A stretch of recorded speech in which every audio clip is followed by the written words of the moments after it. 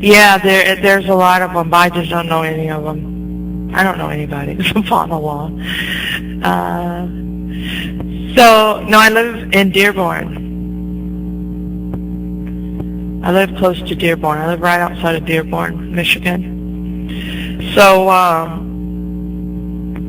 then the guy told me, well, come to class at 4 o'clock. I said, okay. So I went to the class. I'll never forget it. When I got to the masjid, they gave me a scarf. I put it on. They told me, okay, go to the class. I went to the class. The class was in complete Arabic. It was supposed to be in English. I'll never forget it. I spent 2 hours in a class, and the sheikh was giving a lecture on Nijis and Taha, and I had no idea what he was talking about, because naturally I did not speak the language.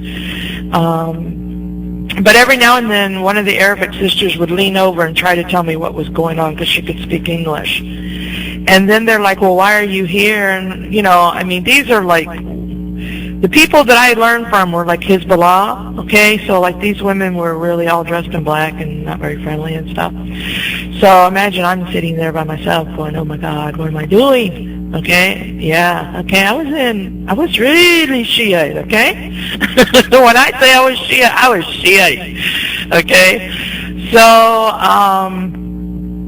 they told me that there was another class at 7. And so I went to that class, and that class was American sisters, and I started going to classes. And the same sheikh that had given the lecture that day on Najis and Tahar, I told him I wanted to start learning about Islam. And he told me, well, if I could get some other sisters together, he would teach me. And I basically told him, well, that's not right, because when Khadijah was the first one that Prophet Muhammad, peace be upon him, taught, and she was only one, so you have to teach me. Even if there's only one soul. If there's one soul that's standing in front of you saying, I want to learn, you have to teach them, not wait for 10 souls to show up. So the sheikh took me in and took me under his wing, and every day for 6 months, for 2 hours a day, I went to class with the sheikh and sat in his office every day and learned Islam. And they taught me a lot of things, you know, that were correct. Now I know there's a lot of stuff was wrong. But like they taught me how to wear hijab, you know, how to wear abaya, how to pray. Well, now I know the prayer was wrong. The last part of the prayer was wrong, but I didn't know that at the time. And, you know, they taught me about the oneness of Allah, and, you know. But then the longer I was in with them, you know, because every year we do Ashura where we would cry, and, you know, we hated the Sunnis because the Sunnis were evil, and they were the ones who killed Imam Hussein, and they were, you know, just the evilest people walking on the planet, okay? So I was like that for about 4 years, and I believed everything they told me because I didn't know anything. You know, I was coming from Christianity, and whatever they told me was what Islam was, I believed that's what it was. Did the Shia tell you about Tadhiba? Is that where you can lie? As long as you're not thinking about it? You have to think about something different? It's not like okay, there's a way you do it. It's like if somebody asked you something, instead of, like if they said, oh, did you eat that apple? Instead of saying yes or no, you'd say, well, maybe I might have, kind of, but I'm not really sure. I might have, but. So you never really give the person a straight answer. You just like dance around for like an hour or so and change the subject. Or you can directly lie but be thinking about something else, okay?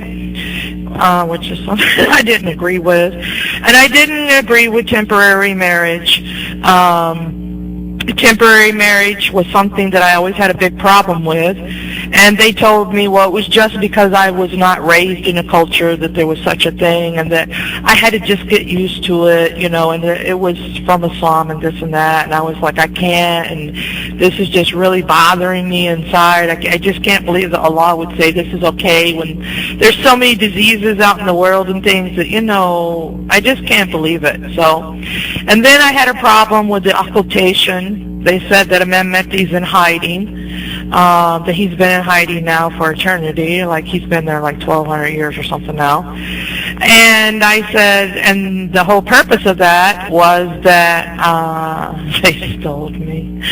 The whole purpose of that was that they said that the Prophet, peace be upon him, when he gave the last sermon, said that he leaves two things, the Quran and the Ahl Bayt. Y'all say Sunnah, they say Ahl Bayt. And then they say that the Prophet we would never be left without a Caliph. And that Imam Mahdi is the Caliph. And I'm like, okay, well, if he's the Caliph, where is he? And then they were like, well, he's in hiding, and he can only come out when the time is right. And I said, well, what good does that do us? Can anybody go talk to him? Can anybody, yeah. Y'all want a break? Somebody said break. I'm taking a break. Am I talking too fast? I told you it's a long story. I've been Muslim a long time. You would not believe the things I could tell you, subhanAllah, about my life as a Muslim. Okay. So, I said, well, if he's the Caliph, can we call him? Can we go see him? Can we get a message from him? Can we get a fatwa? Can we get something? And they said no, but a lot of people have dreams about him, and he comes to them in their dreams. And I was like, oh, God, please. If he's supposed to be our Caliph, why can't anybody talk to him? That doesn't help. To say that Allah left this person with us so that we would not be without a Caliph, and then we can't talk to him. This really don't make no sense, people. So I used to argue with them about these type of points. And then I got in a big argument with the sheikh about the mutta. And we spent 2 hours pretty much screaming at each other because we were both mad. And finally, at the end of our speech, he's saying it was okay. I was saying no, it wasn't. Finally, at the end of our speech, he looked at me and said, well, Lemon, of course he didn't call me Lemon, he called me by my name, but he said, well, Lemon, what kind of woman would do mutta anyway? And I said, well, according to you, a good sister. And he just looked at me and smiled and hung his head. He could not say another word, and he started laughing. I started laughing, and he never said another word to me about it, subhanAllah. So then, when I had the big problem with, and I also had a big problem with the imam thing, okay? The part that they were sinless, okay, whatever. Maybe they were, maybe they weren't. I didn't know. I didn't care. Whatever. If you say they are, okay, I believe you, right? So, but the thing was they do weird stuff. Like I went to this one masjid. Oh my God, I was so scared. I go to this masjid, right? And there's this curtain on the wall. And I'm like, what is the curtain? What's behind the curtain, When you open the curtain, inside of it looks like a shrine. There was like the tomb of the Imam Rizq. He's very popular with them. It was a little tomb of him. It was these long pillars, and at the top of each pillar had a brass hand that said Fatima Hassan Hussein Muhammad.